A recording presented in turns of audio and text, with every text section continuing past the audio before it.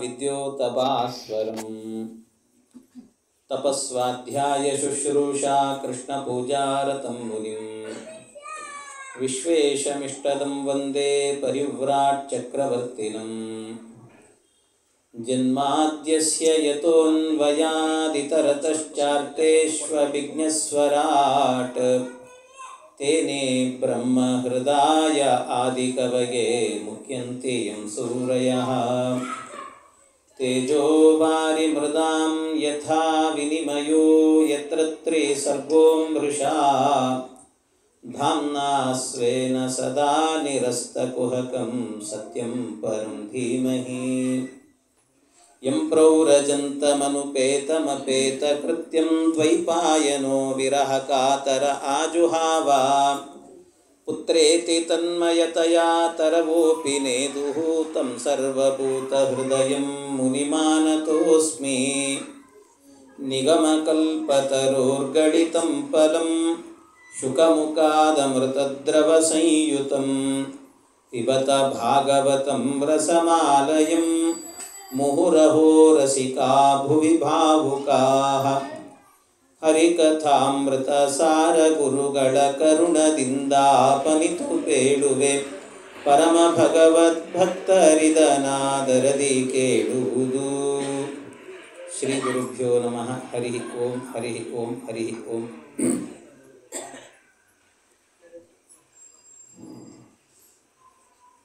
ಪ್ರಹ್ಲಾದರಾಜರು ತತಸ್ಸಂಪೂಜ್ಯ ವಿಧಿವತ್ ವವಂದೇ ಪರಮೇಷ್ಠಿನಂ ಭವಂ ಪ್ರಜಾಪತೀನ್ ದೇವಾನ್ ಪ್ರಹ್ಲಾದೋ ಭಗವತ್ಕಲಾಹ ಅಂತ ಭಗವಂತನನ್ನು, ಬ್ರಹ್ಮದೇವರನ್ನು ಎಲ್ಲರನ್ನೂ ಕೂಡ ಸ್ತೋತ್ರ ಮಾಡಿ ವಿದ್ಯುಕ್ತವಾಗಿ ಸತ್ಕಾರಗಳನ್ನು ಮಾಡಿದ್ರಂತೆ.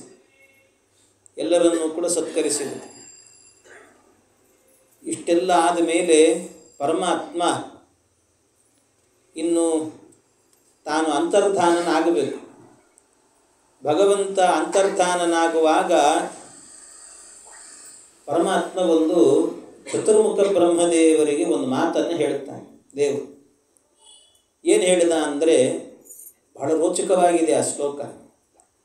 ಮೈವಂ ವಿದೋಸುರಾಣಾಂತೆ ಪ್ರದೇಯ ಪದ್ಮಸಂಭವ ವರಕ್ರೂರ ನಿಸರ್ಗಾಣಾಂ ಅಹೀನಾಂ ಅಮೃತಂ ಯಥಾ. ಎಂಥ ಮಾತು! ಹೀಗೆಲ್ಲ ಅನಿಸ್ಕೊಳ್ಬೇಕು ಅಂದರೆ ಸಾಮಾನ್ಯ ಅಲ್ಲ. ಅದು ಯಾರಿಗೆ ಹೇಳಿದ್ದು ಅಂದರೆ ಬ್ರಹ್ಮದೇವರಿಗೆ ಹೇಳ್ತಾನೆ ಪರಮಾತ್ಮ. ಚತುರ್ಮುಖ ಬ್ರಹ್ಮ ಮೈವಂ ವಿದೋ ಅಸುರಾಣಾಂತೆ ಪ್ರದೇಯ ಪದ್ಮಸಂಭವ. ಈಗ ನಾನೇನೋ ನೀನು ವರ ಕೊಟ್ಟಿದ್ದೆ ಆ ಹಿರಣ್ಯಕಶಿಪುವಿಗೆ, ಒಳಗೆ ಸಾಯಬಾರ್ದು, ಹೊರಗೆ ಸಾಯಬಾರ್ದು, ಮೇಲೆ ಕೆಳಗೆ ಏನೇನೋ ಕೊಟ್ಟಿದ್ದೆ ವರಗಳನ್ನು. ಆದರೂ ನಾನೇನೋ ಉಪಾಯ ಮಾಡಿ ಅವನ ಸಂಹಾರ ಮಾಡಿದ್ದೀನಿ. ಆದರೆ ಮತ್ತೆ ಹೀಗೆಲ್ಲ ಮಾಡಲಿಕ್ಕೆ ಹೋಗಬೇಡ ನೀನು ಅಂತಂದು ಪರಮಾತ್ಮ. ಹೀಗೆಲ್ಲ ನೀನೆಲ್ಲ ಸುಮ್ಮನೆ ಹಿಂಗೆ ವರ ಕೊಟ್ಬಿಡೋದು, ಮತ್ತು ನಾನು ಬರೋದು, ಇಂಥವೆಲ್ಲ ಮಾಡಲಿಕ್ಕೆ ಹೋಗಬೇಡ ನೀನು ಅಂತ. ಮೈವಂ ವಿದೋ ಅಸುರಾಣಾಂತೆ ಪ್ರದೇಯ ಪದ್ಮಸಂಭವ. ನೀನಿಂಥ ವರಗಳನ್ನು ಕೊಡ್ಲಿಕ್ಕೆ ಹೋಗಬೇಡ. ಅದು ಹೇಗಿರ್ತದೆ ಅಂದರೆ, ಯಾರಾದರೂ ಕೂಡ ವರಗಳನ್ನು ಕೊಡೋದಂದರೆ ಹಾವಿಗೆ ಹಾಲು ಹಾಕಿ ಬೆಳೆಸಿದಂತೆ ಅದು, ದೈತ್ಯರಿಗೆ ವರ ಕೊಡೋದು ಅಂದರೆ. ಆದ್ದರಿಂದ ಅಂಥದ್ದೆಲ್ಲ ವರಗಳೆಲ್ಲ ಕೊಡ್ಲಿಕ್ಕೆ ಹೋಗಬಾರ್ದು. ನೀನು ಇನ್ನೊಂದು ಸರ್ತಿ ಇಂಥ ಕೆಲಸ ಮಾಡಬೇಡ ಅಂತ ಮೈವಂ ವಿದೋ ಅಸುರಾಣಾಂತೆ ಪ್ರದೇಯ ಪದ್ಮಸಂಭವ ಅಂತ ಒಂದು ಮಾತನ್ನು ಭಗವಂತ ಹೇಳಿದ. ಏನರ್ಥ ಹಾಗಂದರೆ, ಬ್ರಹ್ಮದೇವರು ಹಾಗಾದರೆ ಬಯಸ್ಕೊಳ್ತಿದ್ದಾರೆ ಅನ್ನೋ ರೀತಿ ಇದೆ ಶ್ಲೋಕ ನೋಡಿದರೆ. ಬ್ರಹ್ಮದೇವರು ಹಾಗಾದರೆ ಮೊದಲು ವರ ಕೊಟ್ಟಿದ್ದು ಪರಮಾತ್ಮನಿಗೆ ಇಚ್ಛೆ ಇರಲಿಲ್ಲ, ಆದರೂ ಕೊಟ್ಟುಬಿಟ್ರು. ಆದ್ದರಿಂದ ಪರಮಾತ್ಮ ಅವರಿಗೆ ಹೇಳಿದ ಇನ್ನೊಂದು ಸರ್ತಿ ಹಿಂಗೆ ಮಾಡ್ಲಿಕ್ಕೆ ಹೋಗಬೇಡ ಅಂತ. ಅಂದರೆ ಇನ್ನೊಂದು ಸರ್ತಿ ಹಿಂಗೆ ಮಾಡಬೇಡ ಅಂದರೆ ಏನು, ಹಿಂದೆ ತಪ್ಪು ಮಾಡಿ ಇನ್ಮೇಲೆ ಮಾಡಬೇಡ ಅಂತ ಅರ್ಥ. ಬ್ರಹ್ಮದೇವರು ಅಂದರೆ ಪರಶುಕ್ಲರವರು. ಪರಶುಕ್ಲರಲ್ಲಿ ಸೇರಿರುವಂಥವರು ಒಂದು ದಿವಸವೂ ಕೂಡ ಅವರ ಅಪರಾಧವನ್ನೇ ಮಾಡೋದಿಲ್ಲ ಅವರು. ಯಾಕೆ ಅಂದರೆ ಅವ್ರ ಬಗ್ಗೆ ಹೇಳಬೇಕಾದ್ರೇ ದೇವರ ವಿಷಯದಲ್ಲಿ ಒಂದೇ ಒಂದು ತಪ್ಪನ್ನು ಮಾಡೋದಿಲ್ಲ ಅಂತವ್ರು. ಎಂಥ ಮಹಾತ್ಮರವರು ಅಂದರೆ ಆ ಯೋಚನೆಯೂ ಬರೋದಿಲ್ಲ ಅಂತವ್ರು, ಯೋಚನೆಯೂ ಬರೋದಿಲ್ಲ. ಅವ್ರ ಬಗ್ಗೆ ಹೇಳಬೇಕಾದ್ರೆ ಅವರೇ ಹೇಳಿದಂಥ ಮಾತು, ನನಗೆ ನನ್ನ ನಾಲಿಗೆ ಎನ್ನುವಂಥದ್ದು ನ ಭಾರತೀ ಮೇಂಗ ಮೃಷೋಪಲಕ್ಷ್ಯತೆ ನಮೇ ಹೃಷಿಕಾಣಿ ಪತಂತ್ಯ ಸತ್ಪತೆ. ನನ್ನ ಹೃಷಿಕಗಳು ಅಂದರೆ ಇಂದ್ರಿಯಗಳು ಒಂದು ದಿವಸವೂ ಕೂಡ ಕೆಟ್ಟ ಮಾರ್ಗಕ್ಕೆ ಹೋಗೋದಿಲ್ಲ. ನನ್ನ ಮಾತು ಒಂದು ದಿವಸವೂ ಕೂಡ ಭಗವಂತನಿಗೆ ವಿರುದ್ಧವಾಗಿ ಆಡೋದಿಲ್ಲ. ನನ್ನ ಮನಸ್ಸು ಒಂದು ದಿವಸವೂ ಕೂಡ ಭಗವಂತನಿಗೆ ವಿರುದ್ಧವಾಗಿ ಯೋಚನೆ ಮಾಡೋದಿಲ್ಲ. ಹಾಗಾದರೆ ಪರಮಾತ್ಮನಿಗೆ ವಿರುದ್ಧವಾಗಿ ಯೋಚನೆ ಮಾಡೋದಿಲ್ಲ ಅಂತ ಬ್ರಹ್ಮದೇವರೇ ಹೇಳಿದ್ದಾರೆ. ಆದರೆ ಪರಮಾತ್ಮ ಹೇಳ್ತಿದ್ದಾನೆ, ಈ ರೀತಿ ಮಾಡಿದ ಈ ಸರ್ತಿ ಏನೋ ಪರವಾಗಿಲ್ಲ, ಇನ್ನು ಮುಂದೆ ಮಾಡಬೇಡ ಅಂತ ಹೇಳ್ತಿದ್ದಾನೆ. ಏನು ಅರ್ಥ ಮಾಡ್ಕೋಬೇಕು ಇದಕ್ಕೆಲ್ಲ? ಇದೆಲ್ಲ ಅರ್ಥ ಆಗುವುದಿಲ್ಲ. ಅದಕ್ಕೆ ಸತ್ಯಧರ್ಮತೀರ್ಥ ಶ್ರೀಪಾದಂಗಳವರೆಲ್ಲ ಇದಕ್ಕೆ ವ್ಯಾಖ್ಯಾನಗಳನ್ನು ಬರೀತಾರೆ. ವ್ಯಾಖ್ಯಾನ ಬರೆದು ಹೇಳುತ್ತಾರೆ, ಏನು ಅಭಿಪ್ರಾಯ ಕೆಲವು ಮೋಹಕವಾಗಿರ್ತದೆ ಶ್ಲೋಕಗಳೆಲ್ಲ. ಇದನ್ನು ನೋಡಿಬಿಟ್ಟು ಮೋಹಿತರಾಗಿ ಪರಮಾತ್ಮ ಬ್ರಹ್ಮದೇವರನ್ನು ಬೈದ ಅಂತೆಲ್ಲ ತಿಳ್ಕೊಂಡ್ಬಿಡಬಾರದು. ಮಹಾತ್ಮರವರು ಹಾಗೆಲ್ಲ ತಿಳಿಬಾರದು. ಅದಕ್ಕೆ ಹೇಳುತ್ತಾರೆ, ಏನು ಅರ್ಥ ಮಾಡಬೇಕು ಅಂತಂದರೆ, ಮೈವಂ ವಿದೋ ಅಸುರಾಣ ಅಂತೆ ಪ್ರದೇಯ ಪದ್ಮ ಸಂಭವ ಅಂತ ಹೇಳಿದರೆ, ನೋಡು, ಈ ಹಿಂದೆ ಹಿರಣ್ಯಕಶಿಪುವಿಗೆ ನಾನೇ ಹೇಳಿದ್ದೆ, ನನ್ನ ಸಮ್ಮತಿ ಇತ್ತು, ಆದ್ದರಿಂದ ನೀನು ವರವನ್ನು ಕೊಟ್ಟಿದ್ದೀಯಿ, ಈ ವರವನ್ನು ಅವನ ತನಕ ಮಾತ್ರ ಕೊಡಬೇಕು ಅಂತ ನನ್ನ ವ್ಯವಸ್ಥೆ ಇತ್ತು, ಇನ್ನು ಮುಂದೆ ಇಲ್ಲ ಅಂತ ತಿಳ್ಕೊ ಅಂತ ಅಷ್ಟೇ. ಇಷ್ಟೇ ಅರ್ಥ ಅದಕ್ಕೆ. ಮತ್ತೆ ಇಲ್ಲ ಅಂದರೆ ನೀನು ಇಂಥದ್ದು ಕೊಟ್ಟು ಮತ್ತೆ ಕೊಡ್ಲಿಕ್ಕೆ ಹೋಗಬೇಡ, ಹಾಗೆ ಹೇಳಿದ ಅಂತ ತಿಳ್ಕೊಬಾರ್ದು. ಹೀಗೆ ಅರ್ಥ ಮಾಡಬೇಕು ಅನ್ನೋದನ್ನು ಬಹಳ ಸುಂದರವಾಗಿ ಭಾಗವತದಲ್ಲಿ ಬರುವಂಥ ಗಂಭೀರವಾದ ಶ್ಲೋಕಗಳಿಗೆಲ್ಲ ವ್ಯಾಖ್ಯಾನವನ್ನು ಮಾಡಿ ಹೇಳುತ್ತಾರೆ ಇಂಥದ್ದನ್ನೆಲ್ಲ. ಹೀಗೆ ಇದನ್ನೆಲ್ಲ ನಿರೂಪಣೆ ಮಾಡಿದ ಮೇಲೆ ಪರಮಾತ್ಮ ಅಂತರ್ಧಾನನಾಗ್ತಾನೆ. ಭಗವಂತ ಅಂತರ್ಧಾನನಾದಾಗ ಈ ಪ್ರಹ್ಲಾದರಾಜರ ಚರಿತ್ರೆಯನ್ನು ನಾರದ ಮಹರ್ಷಿಗಳು ಈ ಧರ್ಮರಾಜನಿಗೆ ಹೇಳುತ್ತಾ ಇದ್ದಾರೆ. ಧರ್ಮರಾಜನ ಎದುರಲ್ಲಿ ಇಷ್ಟೆಲ್ಲ ನಡೆದದ್ದು ಕಥೆ. ಧರ್ಮರಾಜನಿಗೆ ಹೇಳುವಾಗ ಈ ಪ್ರಹ್ಲಾದರಾಜರ ಚರಿತ್ರೆ ಹೇಳಿದ ಮೇಲೆ ಆ ರುದ್ರದೇವರು ಎಲ್ಲ ಬಂದಿರ್ತಾರೆ. ಆ ರುದ್ರದೇವರು ಬಂದಿದ್ದರು, ಅವರಿಗೂ ಸತ್ಕರಿಸಿ ಹೋದರು ಅಂತ ಹೇಳುವಾಗ ಆ ಭಗವಂತನ ಮಹಿಮೆ ಹೇಳುವ ಓಘದಲ್ಲಿ ರುದ್ರದೇವರ ಸ್ಮರಣೆ ಬಂತು. ಪರಮಾತ್ಮನ ಮಹಿಮೆ ಇನ್ನೂ ಹೇಳಬೇಕು ಅಂತನಿಸಿ ಇನ್ನೊಂದು ಕಥೆಯನ್ನು ಹೇಳಿದ್ರಂತೆ. ಏನು ಕಥೆ ಹೇಳಿದರು ಅಂದರೆ, ರುದ್ರದೇವರು ತ್ರಿಪುರ ದಹನವನ್ನು ಮಾಡಿದರು ಅಂತ ಹೇಳುತ್ತಾರೆ. ತ್ರಿಪುರ ದಹನ ಈ ಕಥೆಯನ್ನು ಧರ್ಮರಾಜನಿಗೆ ಹೇಳುತ್ತಾರೆ. ಮಯಾಸುರ ಅಂತ ಒಬ್ಬ ಅಸುರ, ಅವನು ಒಂದು ಚಿನ್ನ ಅಂದರೆ ಬಂಗಾರ, ಬೆಳ್ಳಿ, ಕಬ್ಬಿಣ ಮೂರದ್ದು ಒಂದು ಪಟ್ಟಣವನ್ನು ಮಾಡಿದ್ದಂತೆ. ನಾವು ಭೂಮಿಯಲ್ಲಿ ಪಟ್ಟಣ ಅಂತ ಮಾಡ್ತೀವಿ, ಒಂದು ಬಂಗಾರದ್ದೇ ಒಂದು ಪಟ್ಟಣ ಮಾಡಿದ್ದಂತೆ. ಅದೇ ರೀತಿ ಒಂದು ಬೆಳ್ಳಿ ಪಟ್ಟಣ, ಇನ್ನೊಂದು ಕಬ್ಬಿಣದ ಪಟ್ಟಣ, ಹೀಗೆ 3 ಪಟ್ಟಣಗಳನ್ನು ಮಾಡಿದ್ದಂತೆ. ಇದನ್ನು ಮಾಡಿ ನಿರ್ಮಾಣ ಮಾಡಿ ಆ ಮಯಾಸುರ ಅಸುರರಿಗೆ ವಾಸ ಮಾಡಲಿಕ್ಕೆ ಕೊಟ್ಟಿದ್ದಂತೆ. ಅದು ಎಷ್ಟು ವಿಚಿತ್ರವಾಗಿತ್ತು ಆ ಪಟ್ಟಣಗಳು ಅಂತಂದರೆ, ಆಕಾಶದಲ್ಲಿ ಸಂಚಾರ ಮಾಡ್ತಿದ್ವಂತೆ, ಹಕ್ಕಿಗಳು ಓಡಾಡದಂತೆ ಓಡಾಡ್ತಿದ್ವು. ಆದರೆ ಯಾರ ಕಣ್ಣಿಗೆ ಕಾಣಿಸ್ತಿರಲಿಲ್ಲ. ವಿಚಿತ್ರವಾಗಿ ಮಯಾಸುರ ಅವನೊಬ್ಬ ಶಿಲ್ಪಿ. ಅವನು ಕೆಲವು ಶಿಲ್ಪಿಗಳು ಮಾಡಿರ್ತಾರೆ, ನಮ್ಗೆ ಗೊತ್ತೇ ಆಗಲ್ಲ ಏನು ಮಾಡಿದ್ದಾರೆ ಅಂತಲೇ ಗೊತ್ತಾಗಲ್ಲ. ಆ ಶಿಲ್ಪಿಗಳನ್ನು ನೋಡಿರ್ತೀರಿ, ಹಂಪಿಯಲ್ಲೆಲ್ಲ ಪುರಂದರ ಮಂಟಪ ಅಂತೆಲ್ಲ ಇದೆ. ಅಲ್ಲಿ ಹೋಗಿ ಸುಮ್ಮನೆ ಏನೋ ಒಂದು ಕಂಬ ಮುಟ್ಟಿದ್ರೆ ಸಾಕು, ಎಲ್ಲ ಸಪ್ತಸ್ವರಗಳು ನುಡಿತಾರಂತೆ. ಏನು ವಿಚಿತ್ರ ನೋಡಿ, ಹೇಗಿರ್ತದೆ ಅಂತ ಗೊತ್ತಾಗಲ್ಲ. ಆ ಶಿಲ್ಪಿಗಳೇ ಹಾಗಿದ್ರಂತೆ. ಇವತ್ತಿಗೂ ಕೂಡ ಹಂಪಿಯಲ್ಲಿ ಹೋಗಿ ನೋಡಿದರೆ ಆ ವಿರೂಪಾಕ್ಷನ ಗುಡಿಯಲ್ಲಿ ಆ ಯಾವುದೋ ಒಂದು ಎಲ್ಲೂ ಜಾಗವೇ ಇಲ್ಲ, ಯಾವುದೋ ಒಂದು ಸಣ್ಣ ತೂತು ಅಲ್ಲಿಂದ ಬೆಳಕು ಬೀಳುತ್ತದೆ. ಎಷ್ಟು ವಿಚಿತ್ರವಾಗಿದೆ. ಆ ಗೋಪುರ ಕಾಣಿಸ್ತದೆ, ಬಹಳ ವಿಚಿತ್ರ. ಹೀಗೆಲ್ಲ ಅಂದರೆ ಈ ಶಿಲ್ಪಿಗಳಿಗೆಲ್ಲ ಬಹಳ ಇಂಥ ತಲೆ ಇರುತ್ತದೆ. ಅದಕ್ಕೆ ಅಂಥದ್ದನ್ನು ರಚನೆ ಮಾಡಿಬಿಟ್ಟಿದ್ದ ಅವನು.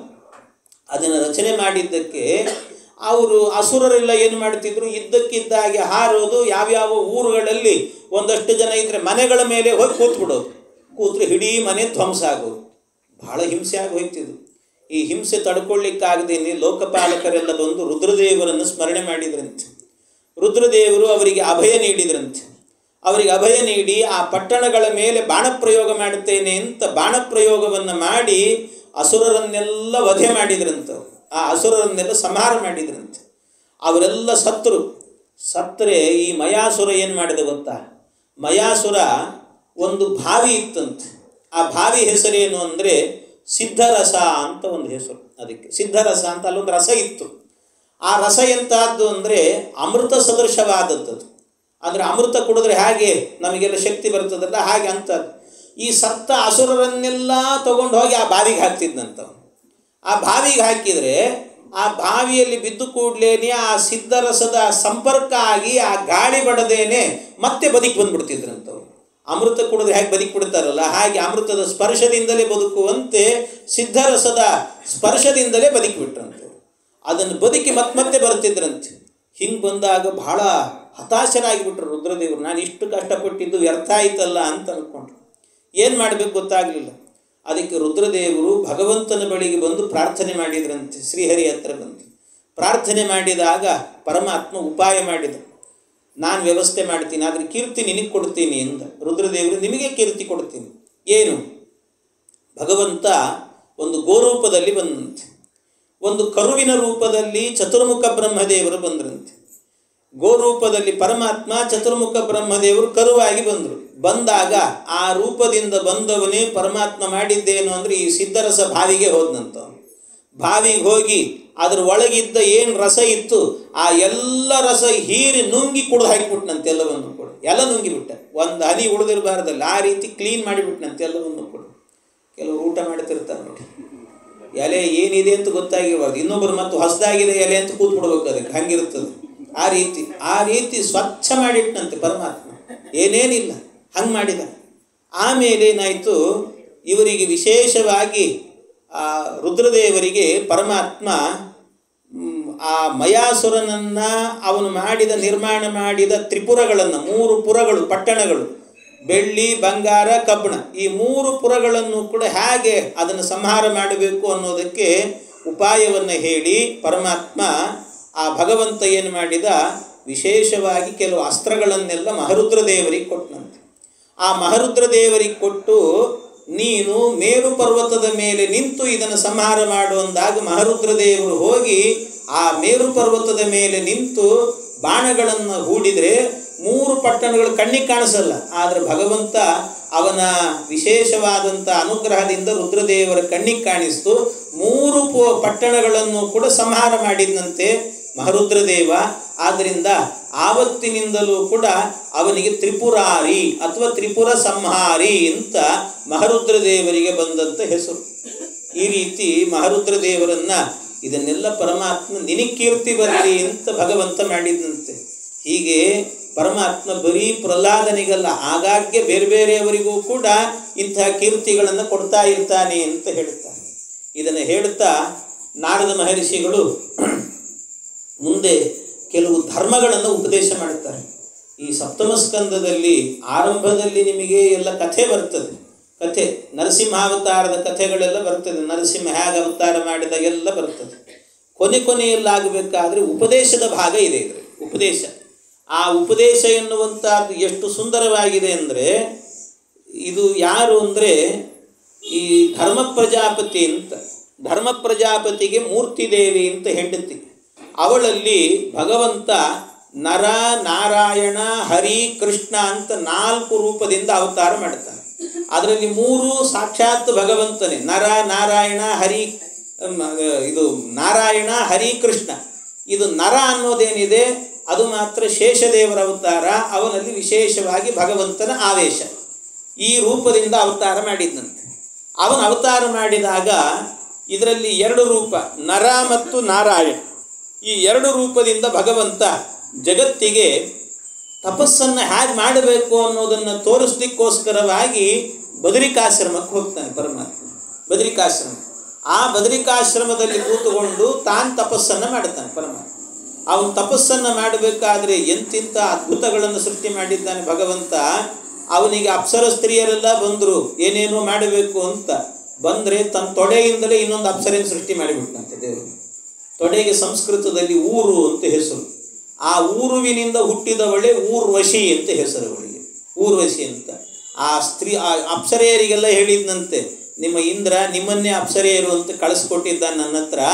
ನಿಜವಾದ ಅಪ್ಸರೆ ಅಂದರೆ ನಿಮ್ಮ ಹಂಗಿರೋದಿಲ್ಲ ನೋಡಿ, ನಾನು ತೋರಿಸ್ತೇನೆ ಅಂತ ತೊಡೆಯಿಂದ ಸೃಷ್ಟಿ ಮಾಡಿ ಕೊಟ್ಟನಂತೆ. ನನ್ನ ಕಡೆಯಿಂದ ಇಂದ್ರನಿಗೊಂದು ಗಿಫ್ಟ್ ತೊಗೊಂಡು ಹೋಗ್ರಿ ಎನ್ನಂತೆ ಪರಮಾತ್ಮ.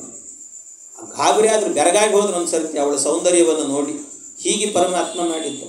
ಅದರಿಂದ ಪರಮಾತ್ಮ ವಿಶೇಷವಾಗಿ ಅವನು ತಪಸ್ಸನ್ನು ಹೇಗೆ ಮಾಡಬೇಕು ಅನ್ನೋದನ್ನು ತೋರಿಸಿರುವಂಥ ಒಂದು ದಿವ್ಯವಾದಂಥ ರೂಪ. ಆಗ ಆ ಭಗವಂತ ಕೆಲವೆಲ್ಲ ಉಪದೇಶಗಳನ್ನು ಮಾಡಿದ್ದಾನೆ ಪರಮಾತ್ಮ. ವರ್ಣಾಶ್ರಮ ಧರ್ಮಗಳು ಅಂತ, ಈ ವರ್ಣಾಶ್ರಮ ಧರ್ಮಗಳನ್ನೆಲ್ಲವನ್ನು ಕೂಡ ಅದು ಋಷಿಗಳಿದ್ರಲ್ಲೆಲ್ಲ ಆ ಬದರಿಕಾಶ್ರಮದಲ್ಲಿ, ಆ ಋಷಿಗಳಿಗೆ ಶ್ರೀಮನ್ನಾರಾಯಣ ಪರಮಾತ್ಮನೇ ನಾರಾಯಣ ಋಷಿ ಅಂತ ರೂಪ ಒಂದು ಪರಮಾತ್ಮನದ್ದು. ಆ ರೂಪದಿಂದಾಗಿ ಉಪದೇಶ ಮಾಡಿದ್ದಂತೆ. ಆ ಉಪದೇಶ ಮಾಡಿರುವಂಥ ಭಾಗವನ್ನು ಇಲ್ಲಿ ಹೇಳುತ್ತಾರೆ. ಮೊದಲಿಗೆ ವರ್ಣಾಶ್ರಮ ಧರ್ಮ ಅಂತ ಹೇಳಿದ್ದಾರೆ. ವರ್ಣಾಶ್ರಮ ಧರ್ಮ ಅಂದರೆ ಈ ಆಶ್ರಮಗಳು ಅಂತಿದ್ದಾರೆ. ಒಬ್ಬೊಬ್ಬರಿಗೆ ಒಂದೊಂದು ಆಶ್ರಮ ಅಂತಿರ್ತದೆ. ಬ್ರಹ್ಮಚರ್ಯಾಶ್ರಮ, ಗೃಹಸ್ಥಾಶ್ರಮ, ವಾನಪ್ರಸ್ಥ, ಸನ್ಯಾಸ ಅಂತ 4 ಆಶ್ರಮಗಳಿದ್ದಾವೆ, ವರ್ಣಾಶ್ರಮಗಳು. ಈ ಆಶ್ರಮಗಳೇನಿದ್ದಾವಲ್ವ, ಈ ಆಶ್ರಮಗಳಲ್ಲಿ ಮೊದಲಿಗೆ ಎಲ್ಲ ಆಶ್ರಮದವರಿಗೂ ಕೂಡ ಇರಬೇಕಾದಂಥ ಧರ್ಮ ಯಾವುದು ಅಂತ ಮೊದಲು ಹೇಳ್ತಾರೆ. ಅಂದರೆ 4 ಆಶ್ರಮದವರಿಗೂ ಕೂಡ ಕಾಮನ್ ಆಗಿ ಇರಬೇಕಾದಂಥ ಒಂದು ಧರ್ಮ ಅಂತ ಹೇಳಿ, ಕಾಮನ್ ಆಗಿ ಎಲ್ಲರೂ ಪಾಲನೆ ಮಾಡಬೇಕಾಗಿರೋದು ಯಾವುದದು ಅಂತ ಹೇಳಿದರೆ, ಸತ್ಯಂ ದಯಾ ತಪಶೌಚಂ ತಿತಿಕ್ಷೇತ್ಯ ಶಮೋದಮಃ ಅಹಿಂಸಾ ಬ್ರಹ್ಮಚರ್ಯಂಚ ತ್ಯಾಗ ಸಂತೋಷ ಆರ್ಜವಂ ಸ್ವಾಧ್ಯಾಯ ಸಮದೃಕ್ ಸೇವಾ ಗ್ರಾಮ್ಯೇಹೋ ಪರಮಶನೈಃ ನೃಣಾಂ ವಿಪರ್ಯಯೇ ಹೇಕ್ಷ ಮೌನಮಾತ್ಮ ವಿಮರ್ಶನಂ. ಇದು ಧರ್ಮಗಳು ಅಂತ ಎಲ್ಲರಿಗೂ ಹೇಳಿದ ಧರ್ಮ. ಒಂದು ಸತ್ಯಂ, ಸತ್ಯವನ್ನು ಹೇಳೋದಿದೆಯಲ್ಲ ಅದು ಧರ್ಮ. ನಾನು ನಿನ್ನೆನೇ ಹೇಳಿದೆ, ಸತ್ಯ ಅಂದರೆ ಸುಮ್ಮನೆ ಹೇಳಿಬಿಡೋದಲ್ಲ. ಸತ್ಯ ಅಂದರೆ ಹೇಗಿದೆ ಹಾಗೇ ತಿಳಿಯೋದು ಸತ್ಯ. ಹೇಗಿದೆ ವಸ್ತು ಹಾಗೆ ತಿಳ್ಕೊಳ್ಬೇಕಂತ. ಯಥಾ ವಸ್ತು ಧ್ಯಾನ ಅಂತ ಹೇಳ್ತಾರೆ. ಧ್ಯಾನ ಅಂದರೂ ಕೂಡ ಹಾಗೇನೆ, ಹೇಗಿದೆಯೋ ಹಾಗೆ ಆ್ಯಸ್ ಇಟ್ ಈಸ್ ಧ್ಯಾನ ಮಾಡಬೇಕಂತೆ. ಧ್ಯಾನ ಮಾಡಬೇಕಾದ್ರೂ ಕೂಡ ಹಾಗೆ. ಅಲ್ಲಿ ಇರೋದೊಂದು, ನೀವು ಧ್ಯಾನ ಮಾಡೋದೊಂದು ಅಂದರೆ ಅನರ್ಥ ಆಗಿ ಹೋಗ್ತದೆ. ದುರ್ಯೋಧನ ಏನು ಮಾಡಿದ ಅಂದರೆ, ಪಾಂಡವರು ಒಳ್ಳೆ ಅರಮನೆಯನ್ನು ರಚನೆ ಮಾಡಿದ್ರು. ಆ ಅರಮನೆಯಲ್ಲಿ ಹೋದ, ಎದುರುಗಡೆಯಲ್ಲಿ ಬಾಗಿಲಿಲ್ಲ ಅಂತ ಅಂದ್ಕೊಂಡ, ಒಂದು ಸ್ಫಟಿಕದ ಬಾಗಿಲು ಮಾಡಿಟ್ಟಿದ್ರು. ಬಾಗಿಲೇ ಇಲ್ಲ ಅಂತ ಅಂದ್ಕೊಂಡು ಮುಂದಕ್ಕೆ ಹೋಗಿಬಿಟ್ಟ.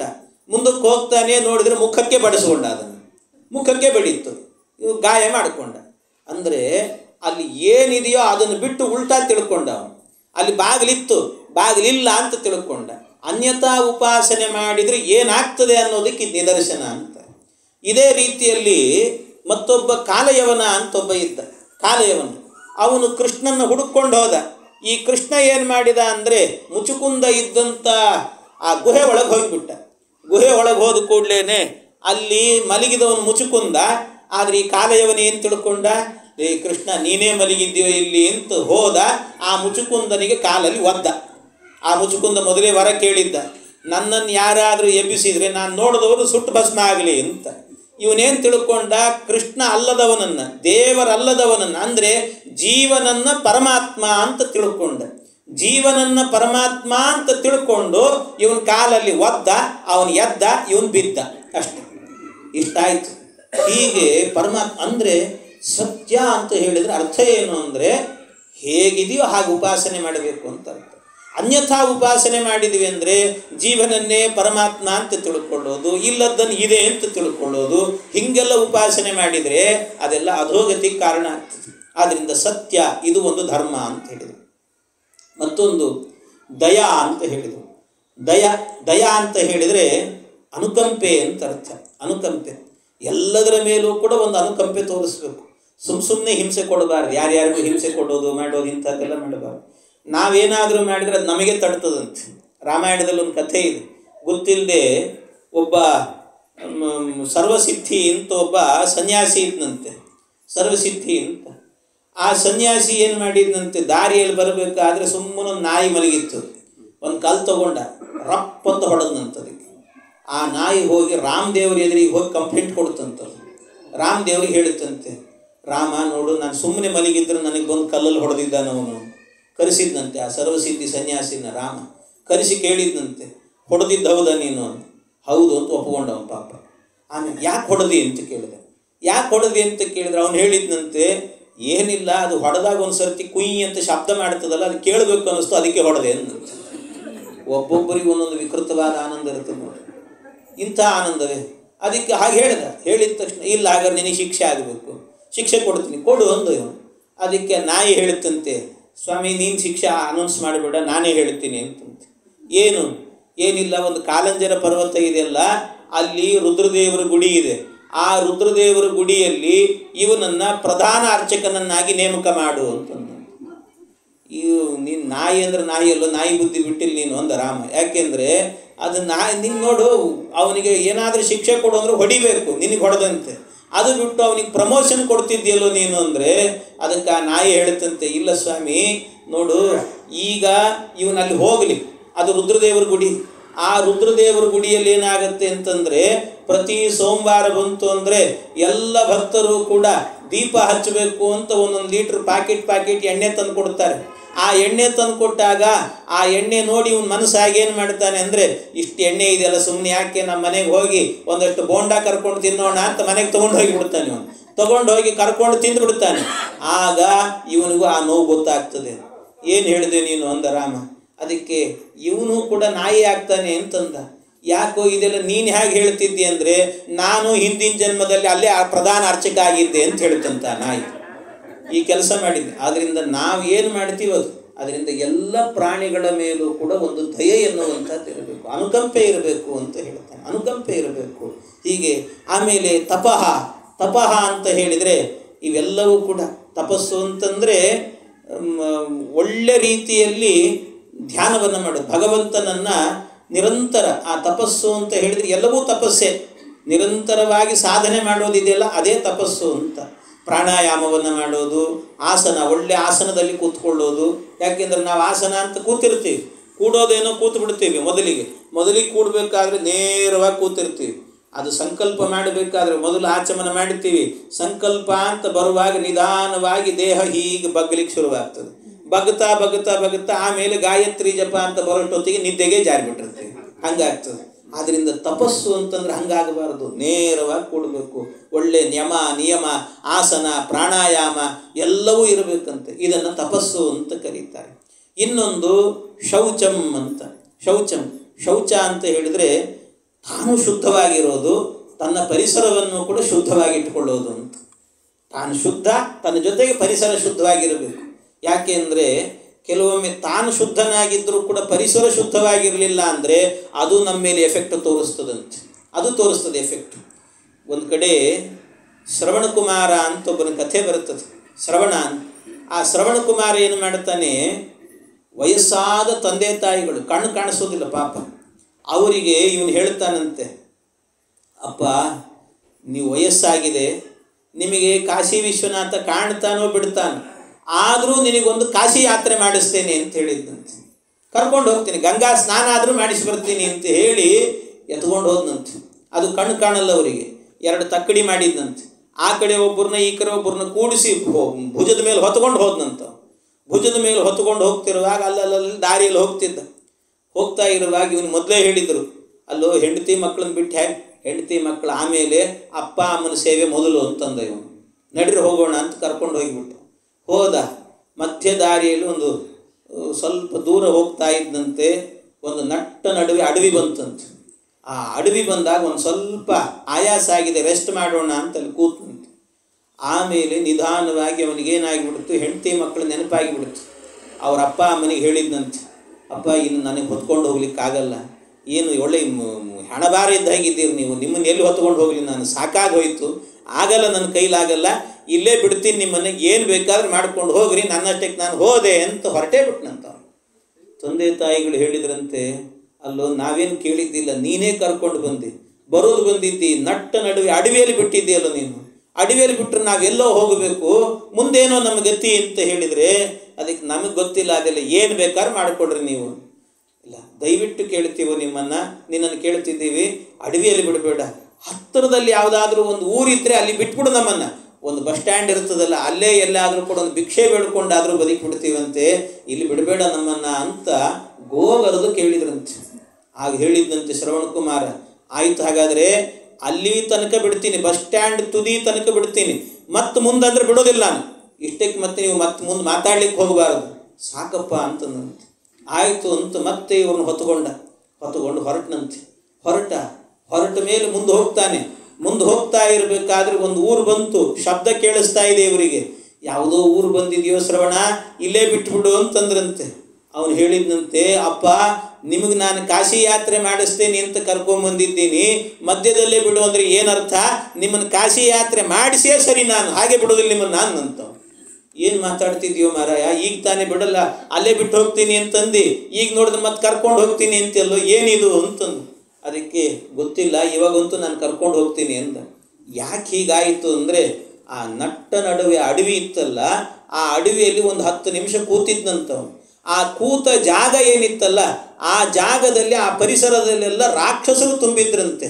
ಆ ರಾಕ್ಷಸರಿದ್ದದ್ರಿಂದ ಅದೆಲ್ಲ ಅಶುಚಿಯಾದಂಥ ಪ್ರದೇಶವಾಗಿತ್ತು, ಅಶುದ್ಧವಾದ ಪ್ರದೇಶ. ಆ ಪ್ರದೇಶ ಅಶುದ್ಧವಾಗಿದ್ದರಿಂದ ಇವನ ಮನಸ್ಸು ಎನ್ನುವಂಥದ್ದು ಶುದ್ಧವಾಗಿದ್ದರೂ ಕೂಡ ಪ್ರದೇಶ ಅಶುದ್ಧವಾದದ್ರಿಂದ ಇವನ ಮನಸ್ಸಿನ ಮೇಲೆ ಪರಿಣಾಮ ಬೀರಿ ಅಪ್ಪ ಅಮ್ಮನ ಕರ್ಕೊಂಡು ಹೋಗಲ್ಲ ಅಂತ ಹೇಳಿದ್ದಂತೆ. ಈಗ ಮುಂದೆ ಬರಬೇಕಾದ್ರೆ ಕಾಶಿ ಯಾತ್ರೆ ಮಾಡಿದ ಬ್ರಾಹ್ಮಣರೆಲ್ಲ ಭಗವದ್ಗೀತೆ ಪಾರಾಯಣ ಮಾಡಿದ್ರಂತೆ ಉದ್ದಕ್ಕೂ ಕೂಡ.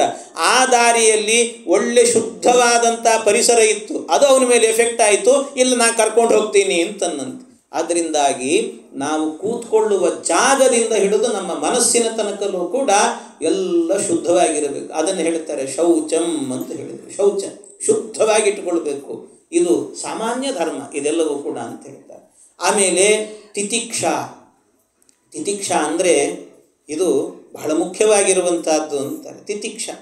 ತಿತಿಕ್ಷ ಏನಾದರೂ ಕೂಡ ಅದನ್ನು ಬಹಳ ಚೆನ್ನಾಗಿ ನಿಭಾಯಿಸುವಂಥದ್ದು, ಬಹಳ ಚೆನ್ನಾಗಿ ನಿಭಾಯಿಸುವಂಥದ್ದು. ಅಂದರೆ ಯಾವ ರೀತಿ ಅಂತ ಹೇಳಿದರೆ, ಇದು ಏನಾದರೂ ಕೆಲವೊಮ್ಮೆ ಈ ಗಾಯ ಆಗಿರ್ತದೆ, ಗಾಯ ಆದಾಗ ಅದು ಮಾಯಲಿಕ್ಕೆ ಬಂದಾಗ ಅದು ತುಂಬ ತುರ್ಕೆ ಆಗ್ತಿರ್ತದೆ, ಕೆರಿಬೇಕು ಅನ್ನಿಸ್ತದೆ. ಕೆರೆಯುವಾಗ ಸುಖ ಆಗ್ತದೆ ನಿಮಗೆ ಕೆರೆಯುವಾಗ, ಆದರೆ ಆಮೇಲೆ ಇದು ನೋಡಿ ಬಾಯಿ ಹೊಡ್ಕೋಬೇಕು ಅನ್ನಿಸ್ತದೆ, ಆಮೇಲೆ ಅಷ್ಟು ಹಿಂಸೆ ಆಗ್ತದೆ.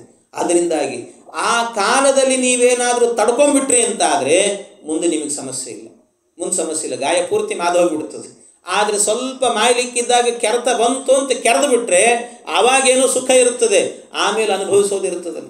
ಹಾಗೆಯೇ ತಿತಿಕ್ಷಾ ಸಹನೆ ಎನ್ನುವಂಥದ್ದನ್ನು ಯಾರೋ ಏನೋ ಮಾತಾಡಿದ್ರು ಅಂತ ಅಂದ್ಕೊಂಡು ನಾವು ಸಹನೆ ಕಳ್ಕೊಂಡು ಎಲ್ಲೇ ಮೀರಿ ವರ್ತಿಸ್ಲಿಕ್ಕೆ ಶುರು ಮಾಡಿಬಿಟ್ವಿ ಅಂತ ಆದರೆ ಸಿಟ್ಟಲ್ಲಿ ಏನು ಮಾತಾಡ್ತೀವಿ ಏನು ಮಾಡ್ತೀವಿ ಗೊತ್ತಾಗೋದಿಲ್ಲ, ನಮಗೆ ಗೊತ್ತೇ ಆಗಲ್ಲ, ಏನೇನೋ ಮಾಡಿಟ್ಬಿಡ್ತೀವಿ. ಆದರೆ ಅದರ ಪರಿಣಾಮ ಮುಂದೆ ಹೇಗಿರುತ್ತದೆ, ಯಾಕಾದರೂ ಹೀಗೆ ಮಾಡಿದೆ ನಾನು, ಅಷ್ಟು ಜನ ನೋಡ್ತಾ ಇದ್ರು, ನೋಡುವಾಗಲೂ ನನಗೊಂದು ತಿಳುವಳಿಕೆ ಇಲ್ಲದೆ ಎಷ್ಟು ಕೆಟ್ಟದಾಗಿ ನಡ್ಕೊಂಡಲ್ಲ ನಾನು ಅಂತ ನಾವೇ ಪರಿತಪಿಸುವಂತೆ ಆಗ್ತದೆ ಒಂದು ಸರ್ತಿ. ಹಾಗಾಗಿ ಈ ತಿತಿಕ್ಷಾ ಅನ್ನುವಂಥದ್ದು ಬ್ರಾಹ್ಮಣನಿಗೆ ಅಷ್ಟೇ ಅಲ್ಲ, ಪ್ರತಿಯೊಬ್ಬ ವರ್ಣದವರಿಗೂ ಕೂಡ ಎಂತಾರೆ, ಬ್ರಾಹ್ಮಣ ಶೂದ್ರ ಕ್ಷತ್ರಿಯ ಎಲ್ಲರಿಗೂ, ಎಲ್ಲ ಆಶ್ರಮದವರಿಗೂ ಕೂಡ ಎಲ್ಲರಿಗೂ ಕೂಡ ಇದು ಬೇಕು ಅಂತ ಹೇಳುತ್ತಾರೆ. ಎಲ್ಲ ವರ್ಣಾಶ್ರಮದವರಿಗೂ ಬೇಕು, ಎಲ್ಲ ಆಶ್ರಮದವರಿಗೂ ಬೇಕು ಇದು ಅಂತ. ಇದು ತಿತಿಕ್ಷಾ. ಆಮೇಲೆ ಇಜ್ಜ ಅಂತ ಹೇಳಿದರೆ ಭಗವಂತನ ಪೂಜೆ ಅಂತ ಅರ್ಥ, ಪರಮಾತ್ಮನ ಪೂಜೆ, ದೇವರ ಪೂಜೆ. ಪ್ರತಿಯೊಬ್ಬನಿಗೂ ಅಧಿಕಾರ ಇದೆ. ಶೂದ್ರ ನಿನಗೆ ಅಧಿಕಾರ ಇಲ್ಲ ಅಂತಿಲ್ಲ, ಕ್ಷತ್ರಿಯ ನಿನಗೆ ಅಧಿಕಾರ ಇಲ್ಲ ಅಂತಿಲ್ಲ, ಕೇವಲ ಬ್ರಾಹ್ಮಣ ಮಾತ್ರ ಅಂತಿಲ್ಲ, ಎಲ್ಲರಿಗೂ ಪೂಜಾಧಿಕಾರ ಎನ್ನುವಂಥದ್ದಿದೆ. ಅವರವರ ಯೋಗ್ಯತೆಗೆ ತಕ್ಕಂತೆ ಅವರವರು ಪೂಜೆ ಎನ್ನುವಂಥದ್ದನ್ನು ಎಲ್ಲರೂ ಮಾಡಬಹುದು, ತಪ್ಪೇ ಇಲ್ಲ. ದೇವರ ಆರಾಧನೆ ಮಾಡಲಿಕ್ಕೆ ರಿಸ್ಟ್ರಿಕ್ಷನ್ಸ್ ಅಂತ ಇಲ್ಲ ಯಾರಿಗೂ ಕೂಡ. ಅವರವರ ಮನೆಯಲ್ಲಿ ಹೇಗೆ ಬೇಕಾದರೂ ಕೂಡ ದೇವರ ಆರಾಧನೆಯನ್ನು ಭಕ್ತಿಯಿಂದ ಮಾಡಬಹುದು ಅನ್ನುವ ಈ ಸಂಗತಿಯನ್ನು ಜಗತ್ತಿಗೆ ಸಂದೇಶವನ್ನು ಕೊಟ್ಟಂಥ ಮೊದಲ ಆಚಾರ್ಯರು ಅಂತಿದ್ರೆ ಅದು ಮಧ್ವಾಚಾರ್ಯರು ಮಾತ್ರ. ಎಲ್ಲರೂ ಪೂಜೆ ಮಾಡಬಹುದು ಅಂತ, ಪೂಜಾರ್ಹರು ಅಂತ ಇದನ್ನು ಎಲ್ಲರಲ್ಲೂ ಕೂಡ ಇದನ್ನು ಕಾಣಬೇಕು ಅನ್ನೋದನ್ನು ಹೇಳಿದ್ದಾರೆ ಮಧ್ವಾಚಾರ್ಯ. ಆಮೇಲೆ ಶಮಃ ಅಂತ ಹೇಳಿದರೆ ಏನಂತಾರೆ, ಭಯದಿಂದ ಬದುಕಬಾರದಂತೆ, ಅಭಯದಿಂದ ಇರಬೇಕು ಅಂತ ಹೇಳ್ತಾರೆ. ಅಭಯದಿಂದ ಅಂದರೆ ಶಮ, ಅದು ಯಾವ ರೀತಿ ಇರಬೇಕು ಅಂದರೆ ಅಭಯದಿಂದ ಅಂದರೆ ಯಾವಾಗ ಭಯ ಆಗ್ತದೆ ಹೇಳ್ರಿ, ನಾವೇನಾದರೂ ತಪ್ಪು ಮಾಡಿದರೆ ಭಯ ಆಗ್ತದೆ. ನಾವೇನೋ ಮಾಡಿಬಿಟ್ಟಿರ್ತೀವಿ, ಯಾರ್ದೋ ಮನೆಯಲ್ಲಿ ಒಂದು ದುಡ್ಡು ಇಟ್ಟಿರ್ತಾರೆ, ಎತ್ಕೊಂಡ್ಬಂದಿರ್ತೀವಿ. ಎತ್ಕೊಂಡ್ಬಂದಾಗ ಯಾವಾಗ ನಾನು ಹಿಡಿದು ಕೊಡ್ತಾನೋ ಏನೋ, ಯಾವಾಗ ಏನು ಮಾಡ್ತಾನೋ ಏನೋ, ತಪ್ಪು ಮಾಡಿನಲ್ಲ ಅಂತ ಯಾವಾಗಲೂ ಕೊರಗ್ತಿರ್ತದೆ. ಹೀಗಿರಬೇಕು ಅಂದರೆ ತಪ್ಪು ಎನ್ನುವುದೇ ನಮ್ಮಿಂದ ನಡೆಯದಂತೆ ಬದುಕಬೇಕು ಅಂತ, ಇದು ಶಮ ಅಂತ ಹೇಳ್ತಾರೆ. ಇನ್ನೊಂದು ದಮ ಅಂತ ಹೇಳಿದರೆ ಇಂದ್ರಿಯ ನಿಗ್ರಹ ಅಂತ. ಇಂದ್ರಿಯ ನಿಗ್ರಹ ಅಂತ ಹೇಳಿದರೆ ಎಲ್ಲ ಇಂದ್ರಿಯಗಳು ಬೇರೆ ಬೇರೆ ಕಡೆ ಹೋಗ್ತಿದ್ದರೂ ಕೂಡ ಒಟ್ಟಿಗೆ ಎಳೆದು ತಂದು ಭಗವಂತನ ಪಾದದಲ್ಲೇ ನಿಲ್ಲಿಸುವಂಥದ್ದು, ಇದು ಒಂದು. ಇನ್ನು ಅಹಿಂಸಾ ಅಂತ ಹೇಳಿದರೆ ಇದು ಕೋಪ ಬಿಡಬೇಕು ಅಂತ ಅರ್ಥ. ಕೋಪ ಬಿಡಬೇಕು ಅಂದರೆ ಕೋಪ ಬಂತು ಅಂದರೆ ನಮ್ಮನ್ನೇ ಸುಟ್ಟು ಬಿಡ್ತದೆ ಅದು. ಕೋಪ ಬಿಡಬೇಕು, ಹಿಂಸೆ ಮಾಡಲಿಕ್ಕೆ ಹೋಗಬಾರದು. ಇನ್ನೊಂದು ಬ್ರಹ್ಮಚರ್ಯ ಅಂತ ಹೇಳಿದರೆ ಬ್ರಹ್ಮಣಿ ಚರ್ಯಂ ಅಂದರೆ ಬ್ರಹ್ಮಣಿ ಅಂದರೆ ವೇದದಲ್ಲಿ ಚರ್ಯಂ ಓಡಾಡೋದು ಅಂತ. ವೇದದಲ್ಲಿ ಓಡಾಡೋದು ಅಂದರೆ ವೇದಗಳನ್ನು ಅಧ್ಯಯನ ಮಾಡೋದು, ವೇದಾರ್ಥಗಳನ್ನು ತಿಳಿಯೋದು, ವೇದಗಳ ಅಂಗವಾಗಿರುವಂಥ ಶಿಕ್ಷಾ ವ್ಯಾಕರಣಂ ಛಂದಃ ನಿರುಕ್ತಂ ಜ್ಯೋತಿಷಂ ತತ ಕಲ್ಪಶ್ಚೇತಿ ಷಡಂಗಾನಿ ವೇದಸ್ಯಾಹುರ್ಮನೀಷಿಣಃ ಅಂತ ಈ ಷಡಂಗಗಳ ಅಧ್ಯಯನವನ್ನು ಮಾಡೋದು, ಇದೆಲ್ಲವೂ ಕೂಡ ಕರ್ತವ್ಯ ಅಂತ ಹೇಳಿ, ಇದೆಲ್ಲವೂ ಕರ್ತವ್ಯ. ಇನ್ನು ಅದಷ್ಟೇ ಅಲ್ಲ, ಜೊತೆಗೆ ತ್ಯಾಗ. ಇದರಲ್ಲೊಂದು ಸುಖ ಇದೆ. ತ್ಯಾಗ ಅನ್ನುವಂಥದ್ದು ಇದೆಯಲ್ಲ, ಈ ತ್ಯಾಗ ಅಂತಂದರೆ ತ್ಯಾಗೇನೈಕೇನ ಅಮೃತತ್ವ ಮಾನಶುಹು ಅಂತ ಹೇಳ್ತಾರೆ. ತ್ಯಾಗೇನ ಏಕೇನ, ಒಂದು ತ್ಯಾಗದಿಂದ ಎಷ್ಟು ಸುಖ ಇದೆ ಅಂತಂದರೆ, ಯಾವತ್ತೂ ಕೂಡ ನಾವು ಅಂದ್ಕೊಂಡಿರ್ತೀವಿ ಸಂಪತ್ತನ್ನು ಇಟ್ಟುಕೊಂಡಿದ್ದೀವಿ ನೋಡ್ರಿ, ಅಷ್ಟಿಷ್ಟಲ್ಲ ಸಂಪತ್ತು, ಇದನ್ನು ಮೊದಲು ತ್ಯಾಗ ಮಾಡಿರಿ ಅಂತ ಹೇಳ್ತಾರೆ. ತ್ಯಾಗ ಮಾಡೋದಂದರೆ ಭಗವಂತನ ಪಾದಕ್ಕಿಡ್ರಿ, ಅದನ್ನು ಹೇಳೋರೊಬ್ಬರು ಬೇಕಾಗ್ತದಂತೆ. ಸುಮ್ಮನೆ ಕೆಲವರು ಇರ್ತಾರೆ, ದುಡ್ಡು ಕೂಡಿಟ್ಟಿರ್ತಾರೆ, ಏನು ಮಾಡಬೇಕು ಗೊತ್ತಿಲ್ಲ ಅವ್ರಿಗೆ. ಇನ್ನು ಕೊನೆ ಕಾಲ ಬರ್ತಿದೆಯೋ ಈಗಲಾದರೂ ಧರ್ಮ ಮಾಡೋ ಅಂದ್ರೂ ಗೊತ್ತಾಗಲ್ಲ. ಅದರಿಂದ ಅವ್ರಿಗೆ ಹೇಳೋರು ಒಬ್ರು ಬೇಕು, ಇಷ್ಟಿದೆಯೋ ನಿನ್ನ ಹತ್ರ ದುಡ್ಡು, ಸುಮ್ಮನೆ ವ್ಯರ್ಥ ಮಾಡ್ಕೋಬೇಡ, ಧರ್ಮ ಕಾರ್ಯ ಮಾಡು, ಎಷ್ಟೆಷ್ಟಾಗ್ತದೋ ಅಷ್ಟು ಸಾಧನೆ ಮಾಡ್ಕೊ ನೀನು ಅಂತ ಹೇಳೋರೊಬ್ಬರು ಬೇಕಾಗ್ತದೆ ಕೆಲವೊಮ್ಮೆ. ಹಾಗೆ ಅವರಿಗೆ ಹೇಳಬೇಕು, ಹೇಳಿ ಈ ಧರ್ಮ ಕಾರ್ಯವನ್ನು ಮಾಡಿಸಬೇಕಂತೆ. ಈ ರೀತಿ ತ್ಯಾಗದ ಬುದ್ಧಿ ಅನ್ನುವಂಥದ್ದು, ದಾನದ ಬುದ್ಧಿ ಅನ್ನುವಂಥದ್ದು ಬರಬೇಕು ಅಂತ ಹೇಳುತ್ತಾರೆ. ಅಂದರೆ ಎಲ್ಲವನ್ನು ಕೂಡ ನ್ಯಾಸ ಮಾಡಬೇಕು. ತ್ಯಾಗ ಅಂದರೆ ನ್ಯಾಸ, ಸನ್ಯಾಸಿಗಳು ತ್ಯಾಗ ಮಾಡುತ್ತಾರಲ್ಲ ಹಾಗೆ ನ್ಯಾಸ ಅಂದರೆ ನಮ್ಮ ಮನಸ್ಸು, ಕಣ್ಣು, ಕಿವಿ, ಮೂಗು, ಕೈ, ಶ್ರೋತ್ರ ಎಲ್ಲವೂ ಕೂಡ ಪರಮಾತ್ಮನಲ್ಲಿ ಸಮರ್ಪಣೆ ಮಾಡೋದು, ದೇವರಲ್ಲಿ ಸಮರ್ಪಣೆ ಮಾಡೋದು. ಹೀಗೆ ಸಮರ್ಪಣೆ ಮಾಡಿಕೊಂಡು ಬದುಕೋದು ಅಂತ ಅರ್ಥ. ಹೀಗೆ ಬದುಕೋದು, ಇದು ತ್ಯಾಗ ಅಂತ ಹೇಳಿದ್ದಾರೆ. ತ್ಯಾಗ. ಸಂತೋಷ ಆರ್ಜವಂ ಅಂತ.